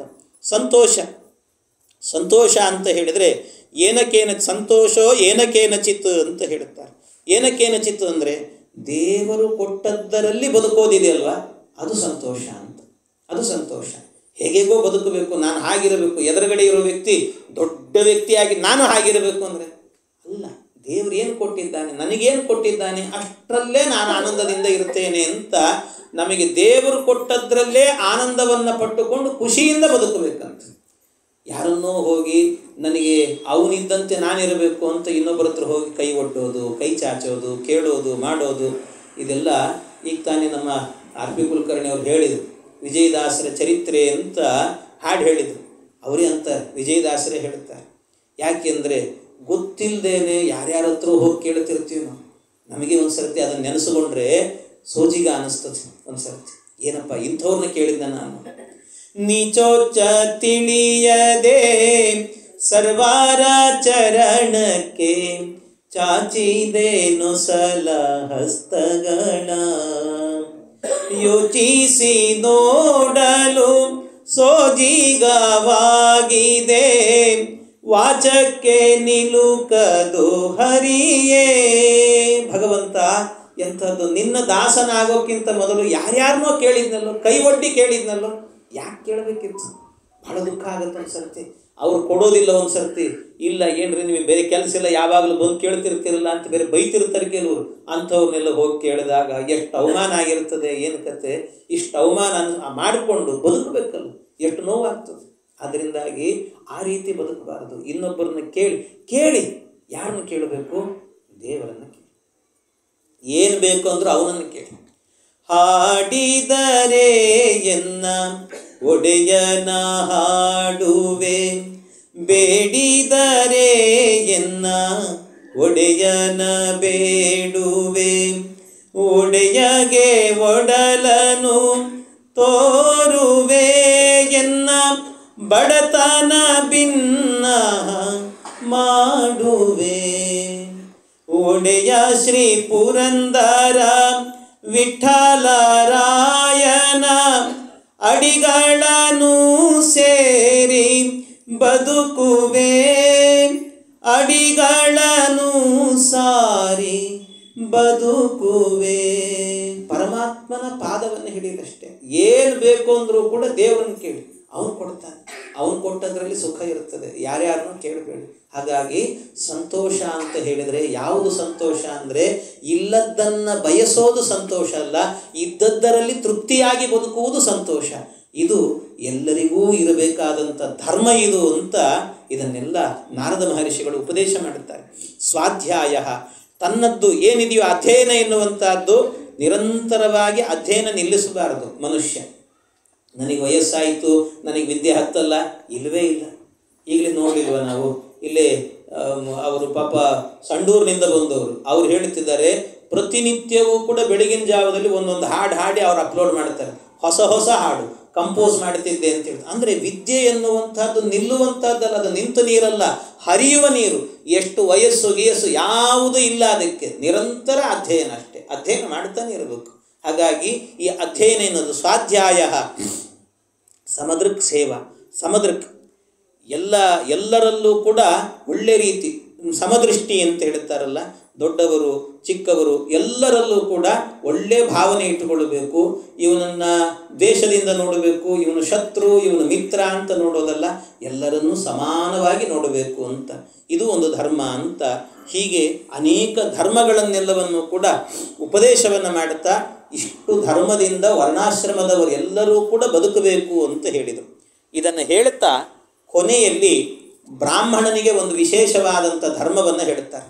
ಈ ಬ್ರಾಹ್ಮಣನಾದವನು ಹೇಗೆ ಬದುಕಬೇಕು ಅಂತ ಹೇಳಿದರೆ ಅವನಿಗೆ ಹೇಳ್ತಾರೆ, ಋತಾಮೃತಾಭ್ಯಾಂ ಜೀವೇತ ಮೃತೇನ ಪ್ರಮೃತೇನವ ಸತ್ಯಾನೃತಾಭ್ಯಾಂ ಜೀವೇತ ನಶ್ವವೃತ್ಯ ಕಥಂಚನ. ಬ್ರಾಹ್ಮಣ ಬದುಕಬೇಕಾದ್ದು ಅಂತ ಹೇಳ್ತಾರೆ.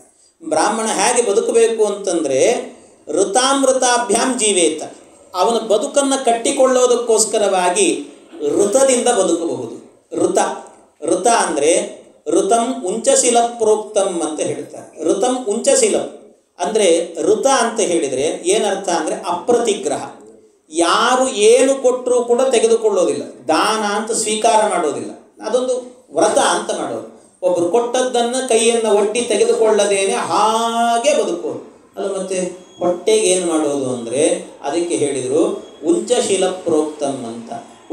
ಉಂಚ ಕಣಿಶ ಆದಾನಂ ಅಂತ ಹೇಳ್ತಾರೆ. ಅವರು ಈ ಹೊಲ ಗದ್ದೆಗಳಲ್ಲೆಲ್ಲ ಕಡೆಯಲ್ಲೂ ಕೂಡ ಬೆಳೆಯನ್ನು ಬೆಳೆದಾದ ಮೇಲೆ ಆ ಬೆಳೆಗಳನ್ನೆಲ್ಲ ತಗೊಂಡು ಹೋದ ನಂತರ ಆಮೇಲೆ ಒಂದು ಸ್ವಲ್ಪ ಉಳಿದು ಬಿದ್ದಂಥ ಕಾಳುಗಳಿರ್ತದಲ್ಲ, ಆ ಕಾಳುಗಳನ್ನು ಆರಿಸಿಕೊಂಡು ಬಂದು ಅದನ್ನು ಮನೆಯಲ್ಲಿ ಬೇಯಿಸಿಕೊಂಡು ತಿಂದು ಬದುಕೋದಿದೆಯಲ್ಲ, ಇದನ್ನು ಉಂಚವೃತ್ತಿ ಅಂತ ಕರೀತಾರೆ. ಇನ್ನೊಂದು ಶಿಲವೃತ್ತಿ ಅಂತ ಹೇಳಿದರೆ ಈ ಹಸುಗಳಿರ್ತಾರೆ, ಆ ಹಸುಗಳೆಲ್ಲವೂ ಕೂಡ ಈ ಕಾಳುಗಳನ್ನು ತಿಂತಾರೆ. ಆ ಕಾಳನ್ನೆಲ್ಲ ತಿಂದಾಗ ಅದು ಆಮೇಲೆ ತಿಂದದ್ದೆಲ್ಲವೂ ಕೂಡ ಜೀರ್ಣವಾಗಿ ಗೋಮಯ ರೂಪದಿಂದ ಹೊರಗೆ ಬೀಳುತ್ತೆ, ಸೆಗಣಿಯಾಗಿ ಹೊರಗೆ ಬೀಳುತ್ತದೆ. ಆ ಸೆಗಣಿಯ ಒಳಗಡೆ ಕೆಲವು ಕಾಳುಗಳು ಜೀರ್ಣ ಆಗಿರೋದಿಲ್ಲ, ಹಾಗಾಗಿ ಬಂದಿರುತ್ತೆ. ಆ ಕಾಳುಗಳನ್ನು ಅದರಿಂದ ತೆಗೆದುಕೊಂಡು ಅದನ್ನು ತೊಳೆದು ಬಳೆದು ಮನೆಯಲ್ಲಿ ತಂದು ಬೇಯಿಸಿ ತಿಂದರೆ ಇದನ್ನು ಶಿಲವೃತ್ತಿ ಅಂತ ಕರೀತಾರೆ. ಹೀಗೆ ಅಪ್ರತಿಗ್ರಹ ವ್ರತ ಇದು ಬಹಳ ಕಷ್ಟ, ಅಷ್ಟು ಸುಲಭ ಇಲ್ಲ.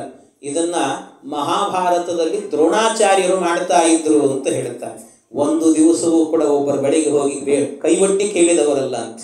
ಆದರೆ ಮಗ ಹಾಲು ಬೇಕು ನನಗೆ ಅಂತ ದುರ್ಯೋಧನ ಕುಡಿಸಿದ ಹಾಲನ್ನು ರುಚಿ ನೋಡಿದ ಮೇಲೆ ಅಶ್ವತ್ಥಾಮಾಚಾರ್ಯ ನನಗೆ ಬೇಕು ಅಂದ ಕೂಡಲೇ ಮಗನಿಗೋಸ್ಕರವಾಗಿ ಮೊದಲ ಬಾರಿಗೆ ಇಬ್ಬರ ಬಳಿಯಲ್ಲಿ ಕೈ ಒಡ್ಡಿದ್ರಂತವ್ರು. ಇಬ್ಬರೇ, ಒಂದು ಪರಶುರಾಮ ದೇವರ ಹತ್ರ, ಇನ್ನೊಂದು ದೃಪದನ ಬಳಿಯಲ್ಲಿ ಅಷ್ಟೇ. ಹೀಗೆ ಮತ್ತೆ ಯಾರ ಹತ್ರ ಕೈ ಒಡ್ಲಿಲ್ಲ. ಇನ್ನೊಬ್ಬರ ಬಳಿಯಲ್ಲಿ ಕೈ ಚಾಚದೇನೆ ಬದುಕಿದಂಥ ಮಹಾತ್ಮರು ದ್ರೋಣಾಚಾರ್ಯರು, ಅಂಥ ಮಹಾತ್ಮರು. ಆದರೆ ಮಗನಿಗೋಸ್ಕರವಾಗಿ ಪೂರ್ಣವಾಗಿ ಅವರ ಜೀವನವನ್ನೇ ತೆತ್ತುಬಿಟ್ರು. ಅದಕ್ಕೆ ಹೀಗಾಯಿತು. ಅಂತೂ ಇದನ್ನು ಅಪ್ರತಿಗ್ರಹದಿಂದ ಬದುಕಬೇಕು, ಇದು ಬ್ರಾಹ್ಮಣನ ವೃತ್ತಿ. ಇನ್ನೊಂದು ಅಮೃತಾಭ್ಯಾಮ್ ಅಂತ ಹೇಳಿದರು. ಅಮೃತಂ ಯದ್ ಅಯಾಚಿತಂ ಅಂತ.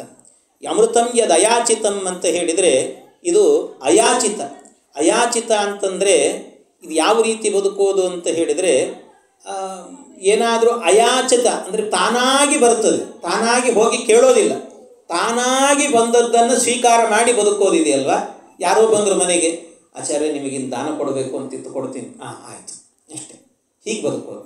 ಇಲ್ಲ ನನಗೆ ದಾನ ಯಾರೂ ಕೊಟ್ಟಿಲ್ಲ, ನನಗೆ ಬೇಕು ಅಂತ ಇನ್ನೊಬ್ಬರ ಮನೆಗೆ ಹೋಗಿ ಕೇಳದೆ ಬದುಕೋದು ಅಂತಿದೆಯಲ್ಲ, ಇದು ಈ ವೃತ್ತಿಯಲ್ಲೂ ಕೂಡ ಬ್ರಾಹ್ಮಣನಾದವನು ಬದುಕಬಹುದು. ಆಮೇಲೆ ಇನ್ನೊಂದೇನು ಅಂದರೆ ಮೃತೇನ ಪ್ರಮೃತೇನವ ಅಂತ. ಮೃತದಿಂದ ಬದುಕಬಹುದು ಅಂದರೆ ಮೃತದಿಂದ ಅಂದರೆ ಸತ್ತು ಬದುಕಬಹುದು ಅಂತ ಅರ್ಥ. ಸತ್ತು ಬ್ರಾಹ್ಮಣನಿಗೆ ಹೇಳಿರುವಂಥ ಧರ್ಮ ಇದು, ಸತ್ತು ಬದುಕಬಹುದು ಅಂತ. ಸತ್ತು ಬದುಕೋದು ಅಂದರೆ ಏನಪ್ಪ ಅರ್ಥ ಅಂತ ಕೇಳಿದರೆ ಅದಕ್ಕೆ ಹೇಳಿದರು ಮೃತಂತು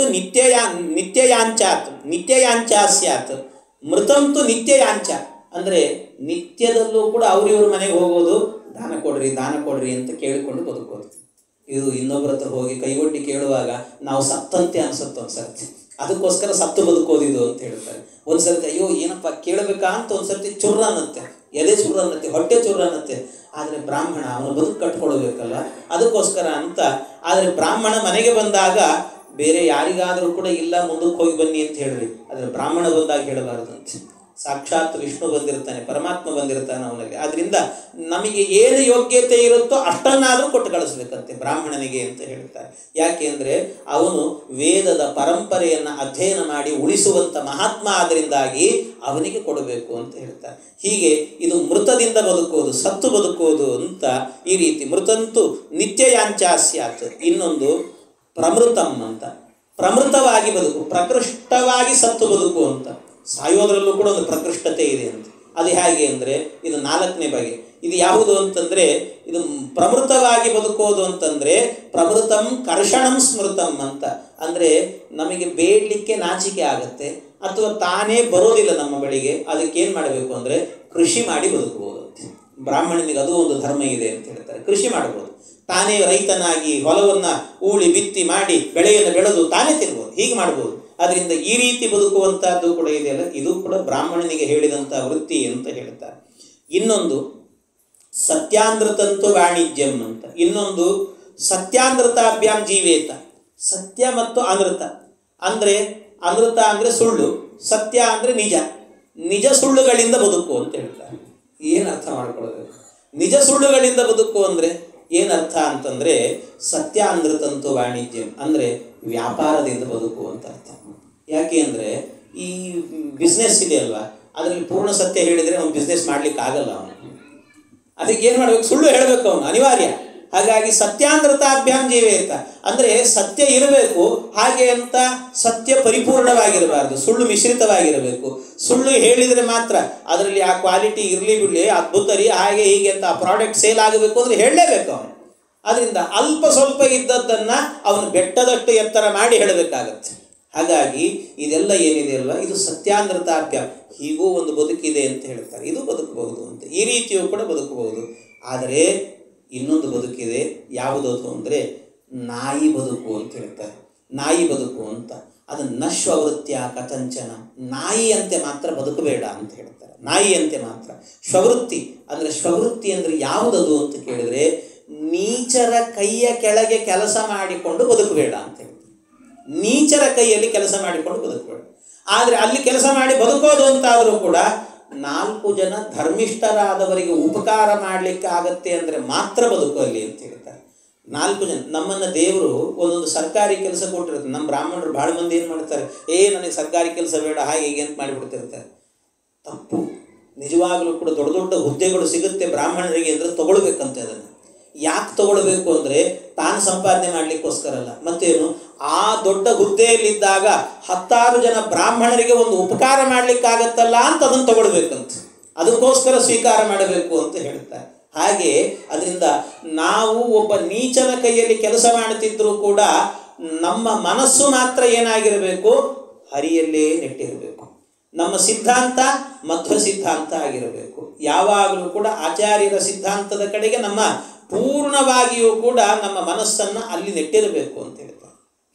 ಮೆಂಟಲಿ ನಾವು ಅಲ್ಲಿರಬೇಕು. ಇದನ್ನು ನಿಮಗೆ ಹೇಳಬೇಕು ಅಂದರೆ, ಅಕ್ರೂರ ಇದ್ದ. ಅಕ್ರೂರ ಅವನು ಎಲ್ಲಿ ಬದುಕ್ತಾ ಇದ್ದ ಅಂತಂದರೆ, ಅಕ್ರೂರ ಬದುಕಿದ್ದು ಕಂಸನ ಮಂತ್ರಿಯಾಗಿ ಬದುಕಿದ್ದ. ಕಂಸ ಎಂಥವನು, ಪರಮನೀಚ. ಮತ್ತು ಆ ನೀಚನ ಕೈ ಕೆಳಗೆ ಕೆಲಸ ಮಾಡ್ತಿದ್ನಲ್ಲ, ಮತ್ತು ಅವನು ಮೋಕ್ಷಕ್ಕೆ ಹೋಗ್ತಾನ ಅಂದರೆ ಅದಕ್ಕೆ ಭಗವಂತ ಮಧ್ವಾಚಾರ್ಯ ನಿರ್ಣಯವನ್ನು ಕೊಡ್ತಾರೆ. ತಾತ್ಪರ್ಯ ನಿರ್ಣಯದಲ್ಲಿ ಅವ್ರು ಹೇಳ್ತಾರೆ ಏನು ಅಂದರೆ, ನೀವು ಎಲ್ಲಿ ಬೇಕಾದರೂ ಬದುಕ್ರಿ. ಭೀಷ್ಮಾಚಾರ್ಯರು, ದ್ರೋಣಾಚಾರ್ಯರು, ದೊಡ್ಡ ದೊಡ್ಡವರು ಮಹಾತ್ಮರೆಲ್ಲರೂ ಕೂಡ, ಶಲ್ಯ, ಇವರೆಲ್ಲ ಮಹಾತ್ಮರು. ಎಲ್ಲಿದ್ದರು ಅವರೆಲ್ಲ? ಕೌರವರ ಪಕ್ಷದಲ್ಲಿದ್ದರು. ಆದರೆ ಕೌರವರ ಪಕ್ಷದಲ್ಲಿದ್ದರು ಅಂತ ಆದರೆ ಮತ್ತು ಅವರು ಮೋಕ್ಷಕ್ಕೆ ಹೋದರೂ ಇಲ್ಲೋ, ಅವರಿಗೆ ಸದ್ಗತಿ ಆಯಿತೋ ಇಲ್ಲೋ? ಅದು ಸದ್ಗತಿ ಆಯಿತು. ಅದು ದುಷ್ಟರಲ್ಲ ಅವರು. ಅದಕ್ಕೆ ನಿರ್ಣಯ ಕೊಡ್ತಾರೆ ಮಧ್ವಾಚಾರ್ಯ. ಯಾರ್ಯಾರು ಕೌರವ ಪಕ್ಷದಲ್ಲಿದ್ದರೋ ಅವರೆಲ್ಲರೂ ಕೂಡ ರಾಕ್ಷಸರು ಅಂತಂದರು. ಯಾರು ಪಾಂಡವರ ಪಕ್ಷದಲ್ಲಿದ್ದರೋ ಅವರೆಲ್ಲರೂ ಕೂಡ ದೇವತೆಗಳು ಅಂತ. ಅಲ್ಲ, ಹಾಗಾದರೆ ಇವರು ದೇವತೆಗಳು, ಇವರು ರಾಕ್ಷಸರು ಅಂದರೆ ಏನರ್ಥ? ಹಾಗಾದರೆ ಭೀಷ್ಮಾಚಾರ್ಯರೆಲ್ಲ ರಾಕ್ಷಸರ ಅಲ್ಲ. ಮತ್ತೇನು ಅಂದರೆ ಅವರು ರಾಕ್ಷಸರು ಹೌದು, ಆದರೆ ಯಾರು ರಾಕ್ಷಸರು ಅಂತ ಹೇಳಿದರೆ ಅವರ ಬಳಿಯಲ್ಲಿ ಇದ್ದರೂ ಕೂಡ ಮಾನಸಿಕವಾಗಿ ಕೃಷ್ಣನ ಭಕ್ತರಾಗಿ, ಮಾನಸಿಕವಾಗಿ ಪಾಂಡವರು ಗೆಲ್ಲಲಿ ಎನ್ನುವ ಭಾವವನ್ನು ಇಟ್ಟುಕೊಂಡವರು. ಯಾಕೆಂದರೆ ಭೀಷ್ಮಾಚಾರ್ಯರು, ದ್ರೋಣಾಚಾರ್ಯರು ಪ್ರತಿನಿತ್ಯ ಬೆಳಗಾತ ಎದ್ದು ಕೂಡಲೇ ಸಂಧ್ಯಾ ವಂದನೆ ಮುಗಿಸಿದ್ರು ಅಂದರೆ ಒಂದು ಸರ್ತಿ ಮೊದಲಿಗೆ ದೇವರಲ್ಲಿ ಪ್ರಾರ್ಥನೆ ಮಾಡ್ತಿದ್ರಂತೆ, ಜಯೋಸ್ತು ಪಾಂಡವಾನಾಂ ಅಂತ ಹೇಳ್ತಿದ್ದಾರೆ, ಪಾಂಡವರಿಗೆ ಜಯವಾಗಲಿ ಅಂತ.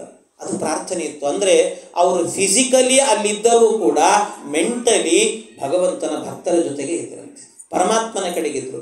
ಹಾಗೆ ಅಕ್ರೂರನು ಕೂಡ ಅವನು ಫಿಸಿಕಲಿ ಅಲ್ಲಿ ಕೆಲಸ ಮಾಡ್ತಾ ಇದ್ರು ಕೂಡ ಮೆಂಟಲಿ ಎಲ್ಲಿದ್ದ ಅಂತಂದರೆ ಕೃಷ್ಣನ ಭಕ್ತನಾಗಿದ್ದ ಅವನು. ಆದ್ದರಿಂದ ಅವನಿಗೆ ಮೋಕ್ಷ ಅಂತ ಹೇಳ್ತಾರೆ. ಹಾಗೆ ನೀವು ಮಾಡುವಂಥ ವೃತ್ತಿ ಏನಿದೆಯಲ್ಲ, ಆ ವೃತ್ತಿ ನೀಚನ ಕೆಳಗೆ ಕೆಲಸ ಮಾಡುವ ವೃತ್ತಿ ಆಗಿದ್ದರೂ ಕೂಡ 4 ಜನ ಬ್ರಾಹ್ಮಣರಿಗೆ ಉಪಕಾರ ಮಾಡುವ ಯೋಗ ನನಗೆ ಸಿಕ್ಕಿದೆ ಅಂತ ಕೆಲಸ ಮಾಡಿದರೆ ಅದೇ ನಿಮಗೆ ಮೋಕ್ಷಕ್ಕೆ ಕಾರಣ ಆಗುತ್ತೆ ಅಂತ ಹೇಳ್ತಾರೆ. ಹಾಗೆ ಬದುಕಬೇಕು ಅಂತ ಹೊರತಾಗಿ ನೀಚನ ಕೆಳಗೆ ಅವನ ಪಾದನ ದಾಸನಾಗಿ ಬದುಕುವಂಥ ವೃತ್ತಿ ಇದೆಯಲ್ಲ, ಇದು ಸ್ವವೃತ್ತಿ ಅಂತ ಹೇಳ್ತಾರೆ. ಇದು ನಾಯಿ ಬದುಕು ಅಂತ.